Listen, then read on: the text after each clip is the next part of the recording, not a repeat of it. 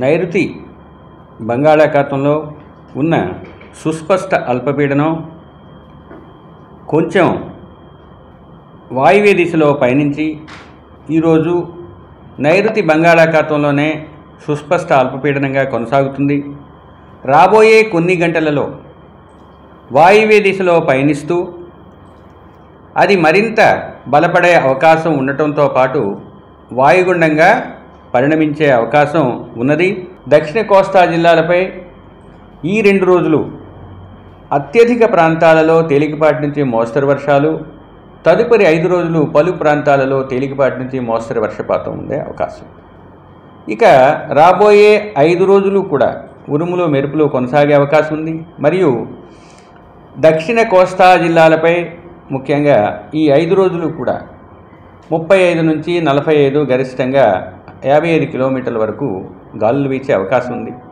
అతి ముఖ్యంగా ఈరోజు రాబోయే 24 గంటల్లో దక్షిణ కోస్తా జిల్లాలైన ప్రకాశం, పొట్టి శ్రీరాములు నెల్లూరు, తిరుపతితో పాటుగా వైఎస్ఆర్ కడప, అన్నమయ్య జిల్లాలలో 1-2 చోట్ల భారీ నుంచి అతి భారీ మరియు అత్యంత భారీ వర్షపాతం నమోదయ్యే అవకాశం ఉంది. ఇక దక్షిణ కోస్తా జిల్లా అయిన బాపట్లతో పాటుగా నంద్యాల, అనంతపూర్, శ్రీ సత్యసాయి, చిత్తూరు జిల్లాలలో 1-2 చోట్ల భారీ నుంచి అతి భారీ వర్షాలు పడే అవకాశం ఉంది. ఇక పల్నాడుతో పాటుగా కర్నూలు జిల్లాల్లోని 1-2 చోట్ల భారీ వర్షపాతం రాబోయే 24 గంటల్లో నమోదయ్యే అవకాశం ఉన్నది. అల్పపీడన ప్రభావంతో గత 3 రోజులుగా కురుస్తున్న భారీ వర్షాలకు అటు తిరుమల గిరుల్లో పెద్ద ఎత్తున కురుస్తున్న వర్షాలకు కపిలతీర్థంతో పాటు మాల్వాడిగుండం జలపాతాలు ఉధృతంగా ప్రవహిస్తున్నాయి.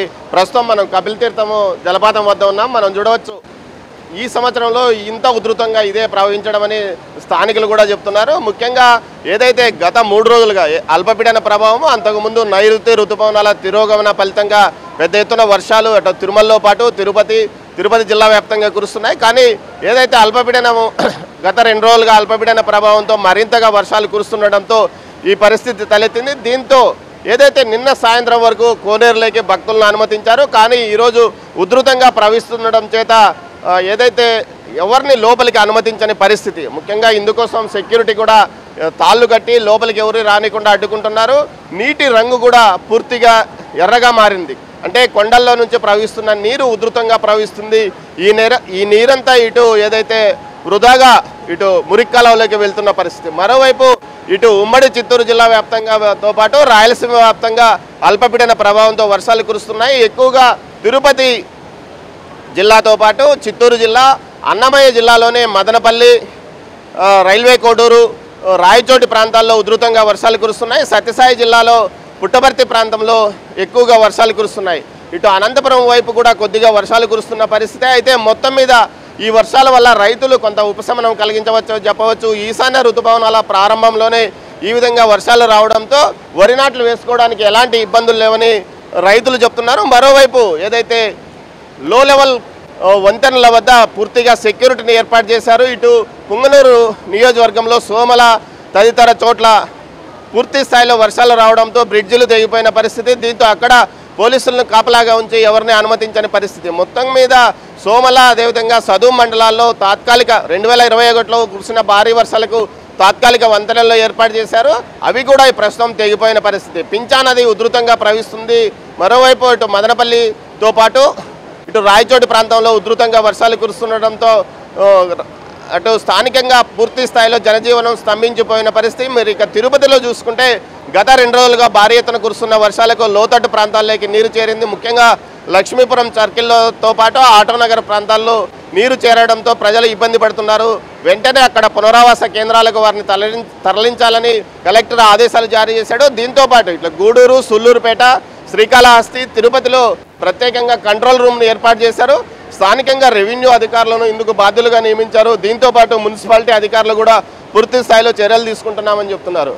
ముఖ్యంగా జిల్లా వ్యాప్తంగా ఇటు నగరి నియోజకవర్గంలో కొంత పుత్తూరుకు సంబంధించి ఒక చెరువుకట్ట తెగిపోవడంతో వెంటనే ఎమ్మెల్యే భానుప్రకాష్ ఆదేశాల మేరకు ఏదైతే ఇసుక బస్తాలు వేసి ఆ చెరువును గండిని పూడ్చివేశారు.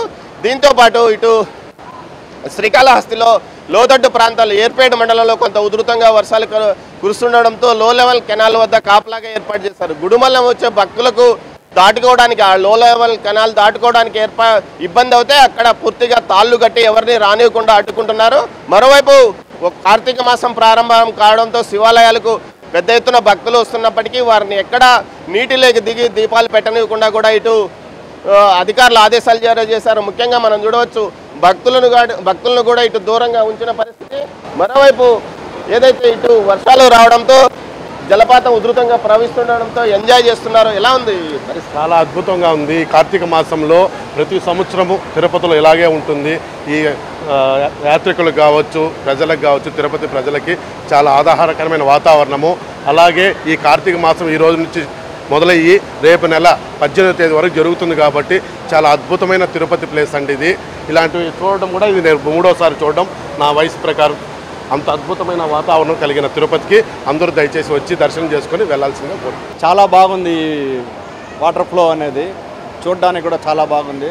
ఈ కార్తీక సోమవారాల్లో మరి ఎక్కువగా రావడం అనేది తొలి రోజు ఆ శివయ్య అనుగ్రహంతో చాలా బాగా ఉంది. గంగాదేవి అనేది చాలా హ్యాపీగా ఉంది. ఈ తిరుపతిలో ఉన్న ప్రజలు కూడా చాలామంది వచ్చి చూస్తున్నారు. చాలా హ్యాపీగా ఉందండి, మాకైతే చాలా హ్యాపీగా ఉంది. భక్తులను లోపల అనుమతించలేదండి.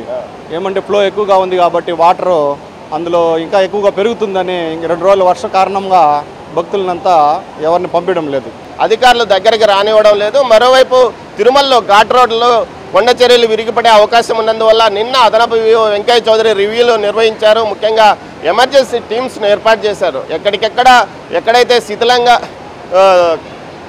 కొండ చర్యలు విరిగిపడే అవకాశం ఉన్నంత ఎగువ ఘాట్ రోడ్లోనే ఈ పరిస్థితి ఉండడం వల్ల అక్కడ ఇంజనీరింగ్ సిబ్బందిని అలర్ట్ చేశారు. గత 2 రోజుల క్రితం కొద్దిపాటి రాళ్లు పడిపోయిన నేపథ్యంలో పూర్తిగా అటు జేసీబీలతో పాటు పూర్తి స్థాయిలో విజిలెన్స్ సెక్యూరిటీని కూడా ఏర్పాటు చేశారు. దీంతోపాటు ఏదైతే భక్తులు వర్షానికి తడిసి ఇబ్బంది పడకుండా చర్యలు తీసుకోమని ఆదేశాలు జారీ చేశాడు. తిరుమల శ్రీవారి దర్శనానికి వచ్చిన భక్తులు వెంటనే స్వామివారి దర్శనం తర్వాత అక్కడున్న జర్మన్ షెడ్లోకి పరుగులు తీస్తున్న పరిస్థితి కనిపిస్తుంది. ఈ విధంగా ఇటు తిరుమలలో భక్తులు ఈ వర్షాలకు ఇబ్బంది పడుతున్నప్పటికీ జలాశయాల్లోకి పూర్తి స్థాయిలో నీరు చేరుకునే అవకాశం ఉందని, దీనివల్ల వచ్చే భవిష్యత్తులో తాగునీటి సమస్యకు ఇబ్బంది లేకుండా ఉంటుందని కూడా అధికారులు చెప్తున్నారు. మరోవైపు ఏదైతే ఇటు పూర్తి స్థాయిలో ఇటు సముద్ర తీర ప్రాంతాలైన సుళ్ళూరుపేట, గూడూరు, వెంకటగిరి, సత్యవేడు నియోజకవర్గాల పరిధిలో పూర్తి స్థాయిలో రెడ్ అలర్ట్ ప్రకటించారు. వర్షాలు ఎక్కువగా కురిసే అవకాశం ఉన్నందువల్ల ఆ ప్రాంతంలో పూర్తిగా పునరావాస కేంద్రాలకు సిబ్బంది ఉండాలంటూ కలెక్టర్ ఆదేశించాడు. 24/7 రీతిలో ముఖ్యంగా అధికారులు పనిచేయాలని కూడా ఆయన ఆదేశించారు. కలెక్టరేట్తో పాటు ప్రతి ఒక్క మున్సిపాలిటీలో ఏదైతే తిరుపతి, శ్రీకాళహస్తి, సత్యవేడు, సుళ్ళూరుపేట లాంటి ప్రతి చోట కూడా పూర్తి స్థాయిలో ఇటు ఎలాంటి ఇబ్బంది తలెత్తకుండా కంట్రోల్ రూమ్ ద్వారా నిరంతరము ప్రజలతో టచ్లో ఉండడానికి అధికారులు ఏర్పాటు చేసిన పరిస్థితి. మొత్తం మీద చూస్తే ప్రస్తుతం పూర్తి స్థాయిలో పెద్ద ఎత్తున వర్షాలు కురవపోయినప్పటికీ 2 రోజులుగా కురుస్తున్న వర్షాల వల్ల నీరు చేరుతోంది. ఈ రాత్రికి ఏదైతే తీరం దాటిన తర్వాత పూర్తి స్థాయిలో వర్షాలు కురిసే అవకాశం ఉన్నందువల్ల అప్పటి వరకు అలర్ట్గా ఉండాలని అధికారులను జిల్లా అధికార యంత్రాంగం ఆదేశించిన పరిస్థితి. కెమెరా పర్సన్ పురుషోత్తంతో దామోదర్, తిరుపతి నుంచి.